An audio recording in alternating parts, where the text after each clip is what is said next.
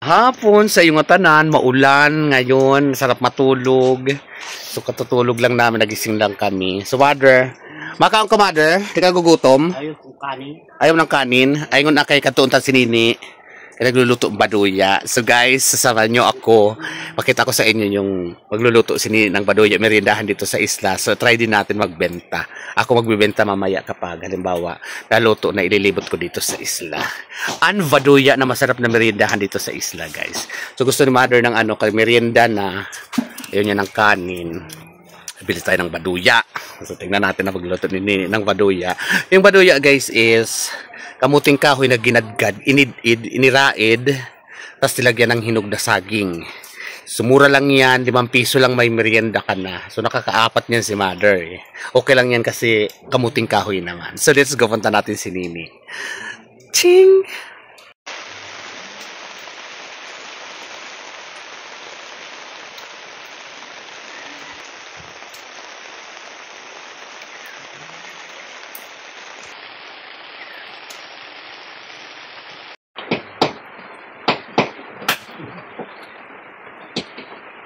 Na makulod ka man eh. Pambala. So dito tayo nagluluto si Nini ng baduya.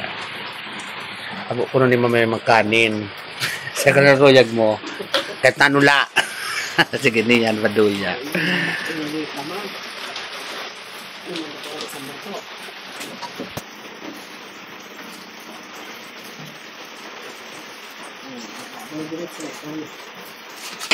Maulan ngayon guys.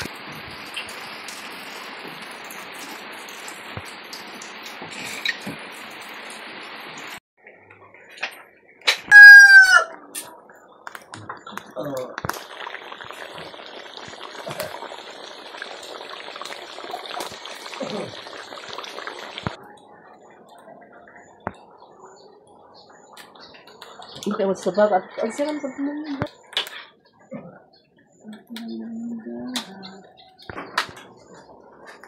Ang agaw ko naman na natin.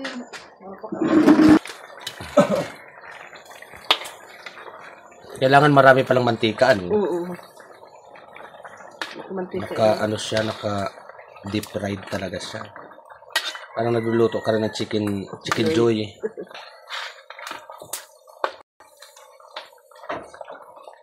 Eh, sunog man ini kung diri na naman asok.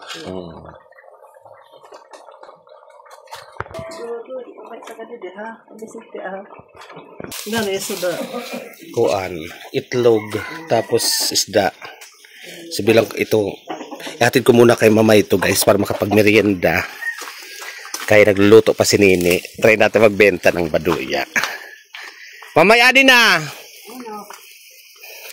Ang baduya, naku, bagong luto, mainit pa. O, merienda muna tayo. Kapote, mainit pa. Kapote, kay mainit pa. Mainit dan. Yun. Oh, mother. Kapi. Nakakitawa ka? Okay. Iwag dito sa TV. O, dito sa kwan. Naimod ka sa TV? So, ayan. So, ayan guys, magmerienda tayo baduya. Mainit pa, May. Masarap pa mainit eh. Pasok pa. Kamuting kahoy ito na may saging na hinog. Ito naman ito. Hindi na malamig na. 20 ton. Upat 20. 5 isa. 5. So,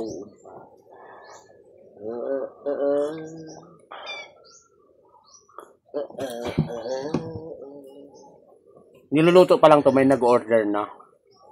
Kayaw na ito kay Kaya matapos man ang ubos itong gaya. magluto, unti na lang ibibenta, yung ililibot. Ubos gaya. Bihira na lang kasi ang mga nagtitinda ng mga merienda. Nung nauso dito yung mga tinatinapay. Kaya may bill kami dito eh. Kaya Manoy Dudoy Music. Sariling bill ka dito ang isla. So, minsan lang nakakatakot ng mga ganito. Kaya pag may nagluluto ng ganito, sold out agad. Hindi na mainit, May. Mas masarap ito mapasok-pasok yung kaon.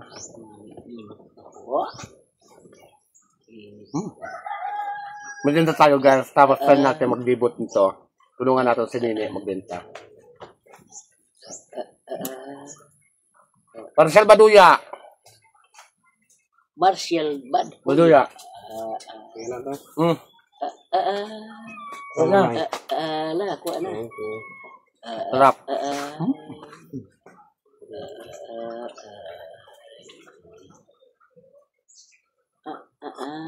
Marshall. Marami man yang enggak.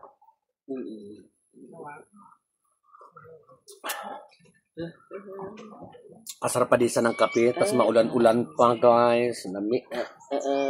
Pasok pa. Ang aming mga nagugulo eh. Kain din ng mga mingming. Dito natutumira. Dito. Hindi dito. Hindi man to ate karaman ang gato. Kenapa kaya dito? Bago dito.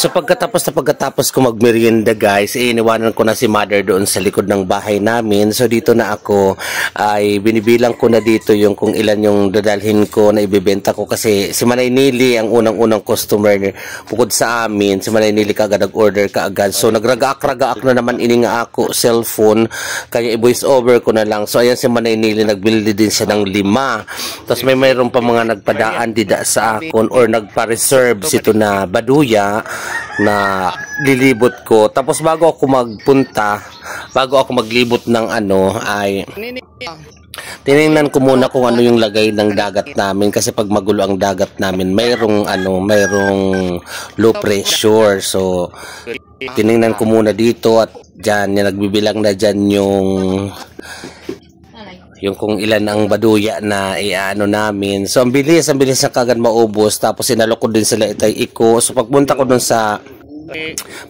nga dito sa may dagat, tabing dagat, nakita ko na medyo magulo ang karagatan. Ayan, kung nakikita ninyo dyan.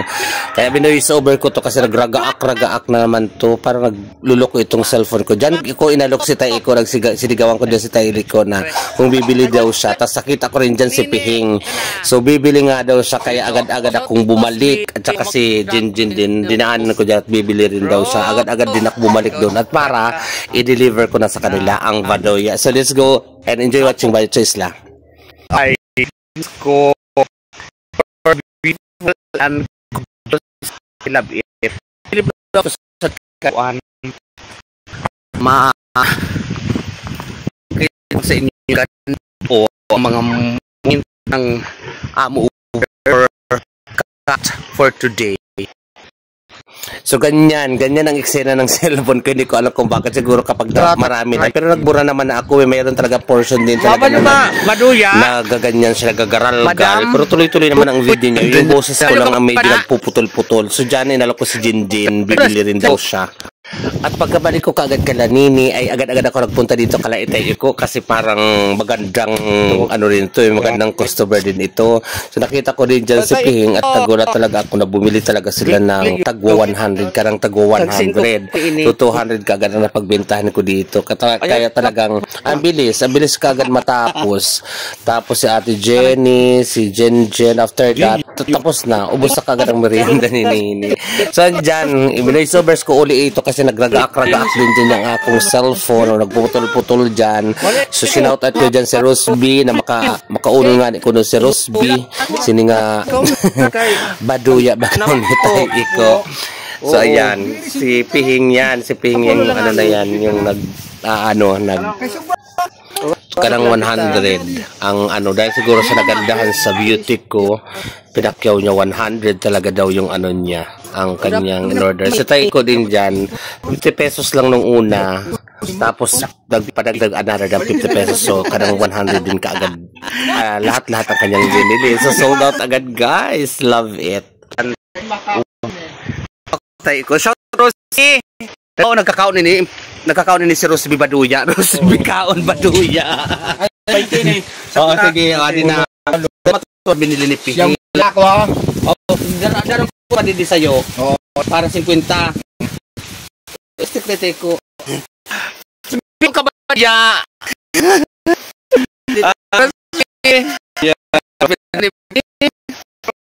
Di kuha partida pala. Dalawang bahay lang. Si Jinjin pa.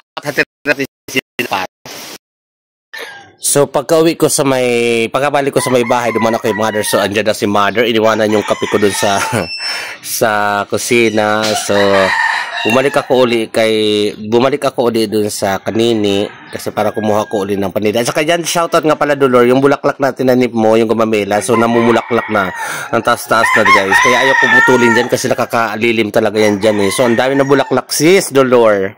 So tara na, punta na tayo didi kanini at magbenta pa tayo guys. So pagkabalik ko dyan kanini, so nakikita nyo naman guys, yan paghilaw ang baduya, talagang kulay puti siya dahil kasaba ano yan eh, giniinid na kasaba or ginadgad na kasaba.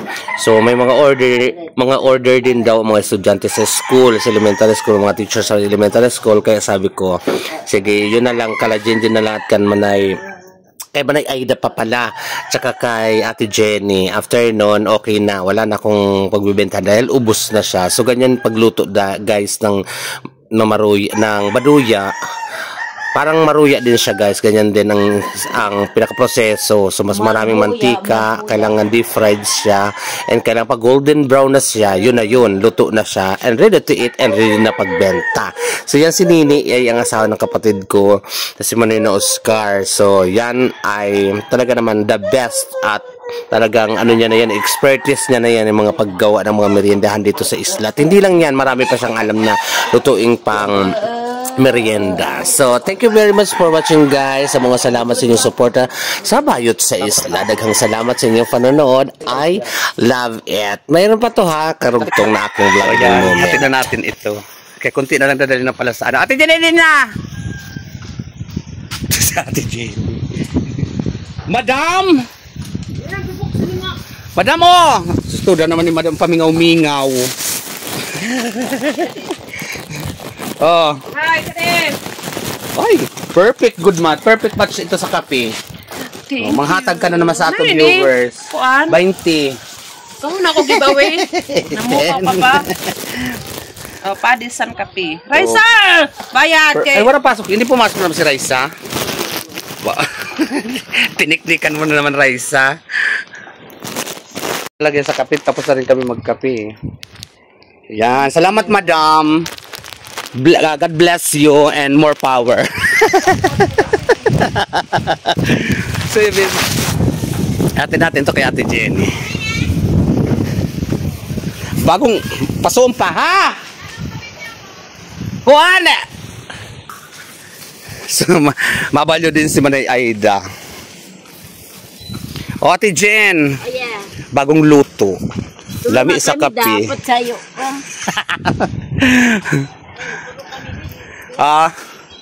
So ito na, ibigay natin to kanini.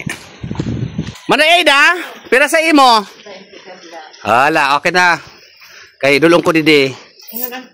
O sige, balik ko na naman Manay Aida. Pagbalik ko. Hay, nanbinta mo. Tama, uubos sa ini. Sige.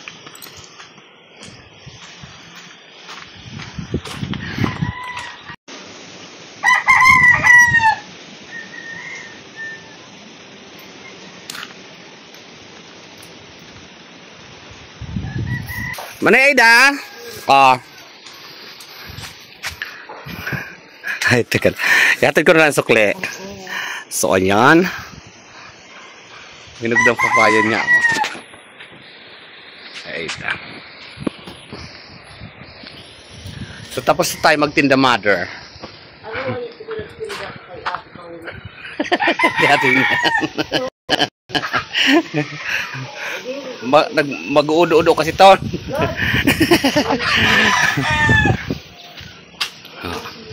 So meron pa dadalhin na to sa eskwelahan. So nakabenta tayo ng mga 300 something. O na Aida, nini sukli eh. 80. Yan guys, thank you for watching. O, uminto na ang ulan.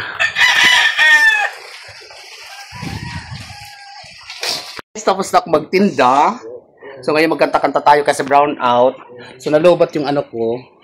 Ito lang naman ginagamit ko pagkanta-kanta. Salamat, maraming salamat si titong mini karaoke ko na binigay ito sa akin ni Manay Evelyn. Adad. Andiyan si Manay Evelyn ka na. Dida. Hindi ako natuto magkanta. Sa iyo mini karaoke. So magkanta-kanta kami ni Mother. So Rosby, enjoy watching. I love it. God bless you. Ay, nagulat ako kanina. So, hindi pa ako nakakapag-chat kasi wala akong kuryente. Brown out na naman kami ngayon, guys. So, hindi pa ako thank you for everything. So, magkanta kami, guys, ni Mother. Nahanap kita sa aking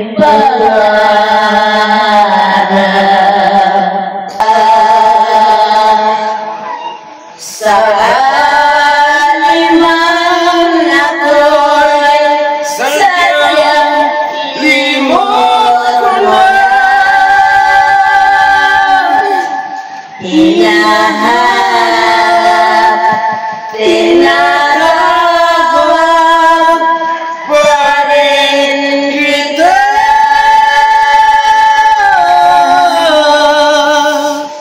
Guys, maayong hapon. So, andito ako sa tabing dagat.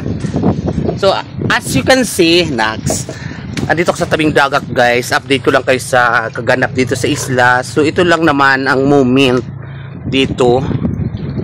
Medyo magulo ang alon. Kawawa mga estudyante kasi napakaalon. So, wala siya magawa kasi may paso. So, dapat kapag ina-announce siya naman dito na walang paso kung kailangan talaga ihinto ang schooling. So, ngayon may paso. So, yan, mahangin. So, ito ang aming isla. Update lang tayo, guys. Okay naman. At ganito lang, mahangin pa lang. Kasi na, sa Northern Samar daw. Isa ang Northern Samar sa ng low pressure. So, low pressure na to. So, ito lang. So, dito ako tayo iko. So, maayong hapon sa inyong tanan, guys. Ito lang ang update dito sa isla ng Barangay Bani na Visaris Northern Samar. Ito yung kinamot ko lang to eh. So, ito pakita ko sa iyo kabuuan.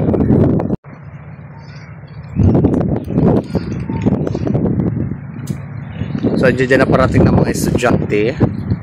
Yan yung nakikita yung bangka na yan. Yan na yan. So, malakas ang hangin. Sarap lamig.